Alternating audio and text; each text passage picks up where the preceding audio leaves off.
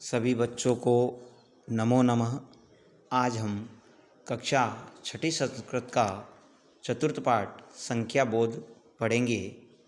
देखिए, संख्या बोध यानी संख्या का ज्ञान। शुरू में आपको दिया है एकः वृक्षः यानी एक वृक्ष। उसके बाद दिया है द्वौ बालको दो बालक। उसके बाद दिया है त्रय अश्वाः तीन घोड़े, चत्वारः घटा चार घड़े, पंच कुकुराः पाँच कुत्ते, षट् कपोताः छह कबूतर, सप्त शुकाः सात तोते, अष्ट मुष्काः आठ चूहे, नव मृगा नौ हिरन और 10 मयूरा 10 मोर। इसके बाद देखेंगे ऊपर दिया है एका बालिका। एक बालिका यानी यहाँ से स्त्रीलिंग शुरू हो जाती है तो वहाँ पे पुल्लिंग में एकह लगाया था, यहाँ हो जाएगा एका। एका बालिका एक बालिका।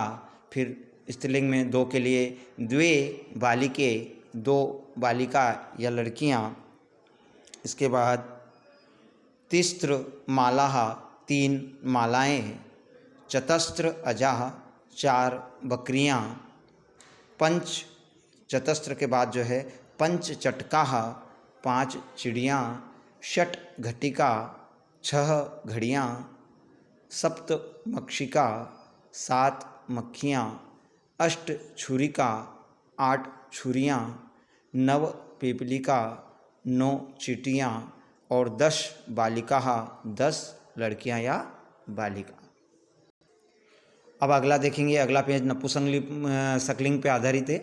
तो इसमें एक के लिए एकम लगता है तो एकम हलम एक हल, द्वे पुष्पे दो फूल, त्रीणि कंदुकानि तीन गेंदें, चत्वारि छत्राणि चार छाते, पंच पुस्तकानि पाँच पुस्तकें, षट् पत्राणि छह पत्ते, सप्त कदली फलानी सात केले, अष्ट दाड़िमानी आठ अनार, नव उपनेत्राणि नौ चश्मे, 10 आम्रफलानी 10 जो हैं आम, 10 जो है आम के फल। अब ऊपर दीजिए एक तालिका दी गई है, देखिए उसको पुल्लिंग, स्त्रीलिंग और नपुंसकलिंग। तो इनकी 4 तक जो गिनतियाँ होती है वो तीनों लिंगों में अलग अलग होती है। जैसे पुल्लिंग में एकह, स्त्रीलिंग में एका और नपुंसकलिंग में एकम, ये ध्यान रखें आप। उसके बाद दो के लिए पुल्लिंग में द्वो, स्त्रीलिंग में द्वे और नपुंसकलिंग में भी द्वे। उसी प्रकार पुल्लिंग में 3 के लिए त्रय, स्त्रीलिंग में तिस्त्र, नपुंसकलिंग में त्रीणि। उसके बाद 4 के लिए पुल्लिंग में चत्वारः, स्त्रीलिंग में चतस्त्र और नपुंसकलिंग में चत्वारि।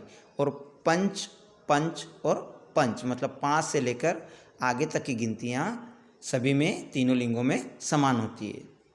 इसके बाद अभ्यास में पहला प्रश्न दिया है उचित शब्देन रिक्त स्थानम पूरयत। उचित शब्दों के द्वारा रिक्त स्थान की पूर्ति करना है।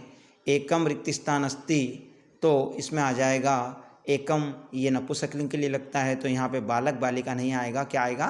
फलम। अगला है तिस्त्र। तो तिस्त्र जो है वो आपको ऊपर देखा है आपने तालिका में कि स्त्रीलिंग में लगता है तो यहाँ पे बालिका दिया है, बालका दिया और फलानी दिया, तो इसमें क्या आ जाएगा? बालिका। ठीक है, क्योंकि बालिका पुल्लिंग है, फलानी नपुंसकलिंग में आता है।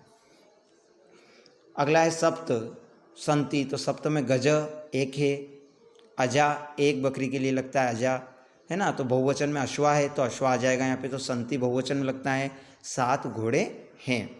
उसके बाद दूसरा प्रश्न देखेंगे उचित परिवर्तनेन रिक्त स्थानम पूरयत। उचित परिवर्तन के द्वारा अपने को रिक्त स्थान की पूर्ति करना है। जैसे उदाहरण दिया त्रीणि फलानी, फल का क्या हो गया? त्रीणि में फलानी।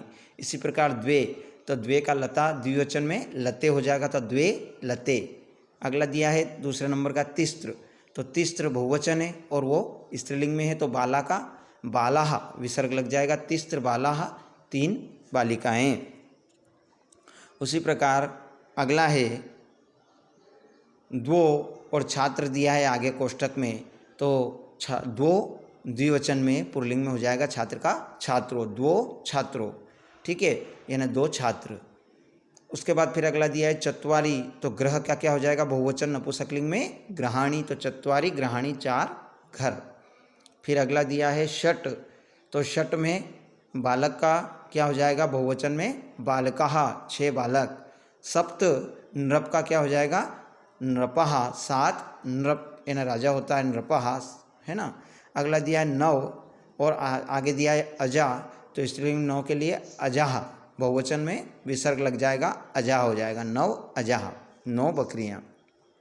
फिर 10 दिया है आगे ग्रह दिया है, तो बहुवचन में नपुंसकलिंग में ग्रह का क्या हो जाएगा ग्रहाणी, 10 ग्रहाणी 10 घर। पंच मनुष्या 5 मनुष्य, तो इसमें भी मनुष्य का क्या हो जाएगा मनुष्या और विसर्ग लग जाएगा पंच मनुष्या 5 मनुष्य। त्रय, अब त्रय गज का क्या हो जाएगा, त्रय क्या है बहुवचन है 3 है पुल्लिंग में, तो गज का क्या हो जाएगा गजाह। उसके बाद अगली तालिका देखेंगे नीचे, उचित संख्या पदेन पूर्यत, उचित संख्या के द्वारा पद की पूर्ति करना है। तो रिक्त स्थान पहले में दिया रिक्त स्थान फलम, तो आगे दिया है 1, तो फलम के लिए एकम लगा देंगे हम नपुंसकलिंग में।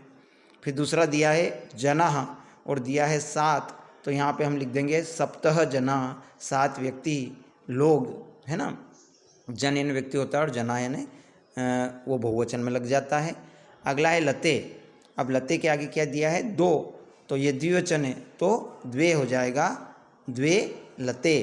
और फिर मयूरा का क्या हो जाएगा आगे दिया है 5, तो पंच लग जाएगा पंच मयूरा यानी 5 मोर। इसके बाद अगला देखेंगे अश्व दिया है, उसके सामने संख्या जो है वो आपकी दी गई है 2, तो इसमें आ जाएगा द्वो अश्वो, 2 के लिए क्या लग जाता है द्वो, तो ये हो जाएगा आपका 2 अश्वो। उसके बाद नेत्र दिया है और उसके आगे 2 दिया है, तो नेत्र में क्या आ जाएगा आपका द्वे, ठीक है, द्वे आ जाएगा द्वे नेत्रे, ठीक है। उसके बाद पुष्पाणी दिया है और आगे 4 संख्या दी है, तो बहुवचन में चत्वारी आ जाएगा नपुंसकलिंग में, तो चत्वारी पुष्पाणी। फिर दिया है पर्वतः, तो पर्वता के सामने क्या लिखा है 8, तो इसमें अपन जो है लिख देंगे अष्ट, अष्ट पर्वतः। उसके बाद दिया है गजा और वहाँ पे लिखा है 9, तो 9 आ जाएगा उसमें 9 गजा हो जाएगा वो। अगला दिया है माला और माला स्त्रीलिंग है इसलिए उसमें क्या लग जाएगा 1 के लिए एका, एका माला। उसके बाद दिया है संस्कृत संख्या लिखत, 4 चत्वारी नपुंसकलिंग में उसको चत्वारी बोलते हैं। अब 2 को स्त्रीलिंग में हम क्या बोलेंगे द्वे, ठीक है। और उसके नीचे 4 को पुल्लिंग में क्या बोलेंगे अपन चत्वारः। 3 को नपुंसकलिंग में कहना है, ठीक है, 3 को नपुंसकलिंग में कहना है तो हम उसको क्या बोलेंगे 3 को नपुंसकलिंग में त्रिणी। और उसके बाद नीचे दिया है 1, तो 1 को पुल्लिंग में हम क्या लिखेंगे एकः। उसके बाद 3 को स्त्रीलिंग में लिखना है तो क्या लिखेंगे हम तिस्त्र। उसके बाद जो है नपुंसकलिंग में 2 दिया है तो 2 को हम लिखेंगे द्वे। उसके बाद अगला दिया है आपका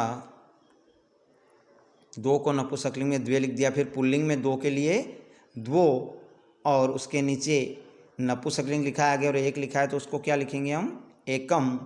उसके नीचे फिर दिया है अगला रिक्त स्थान पुल्लिंग है, तो पुल्लिंग को के लिए 3 के लिए पुल्लिंग में क्या लगेगा त्रय और स्त्रीलिंग में 1 के लिए क्या लगेगा एका। इस तरह से ये आपकी तालिका के हिसाब से आप इसमें कर सकते हो, यानी पुल्लिंग के लिए क्या लगेगा स्त्रीलिंग में क्या लगेगा और नपुंसकलिंग में इस संख्या को हिंदी के संस्कृत में कैसे लिखा जाएगा।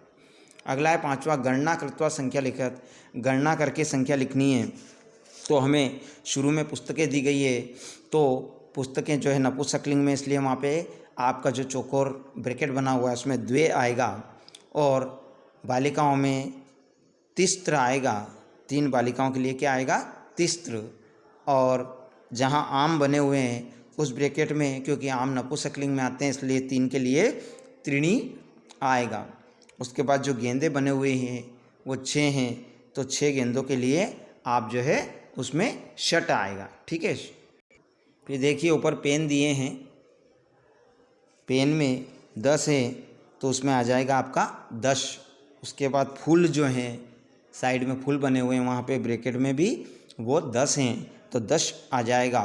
उसके बाद नीचे स्टार बने हुए हैं, तारे बने हुए हैं, वो 5 हैं तो वहाँ पे ब्रैकेट में पंच आ जाएगा।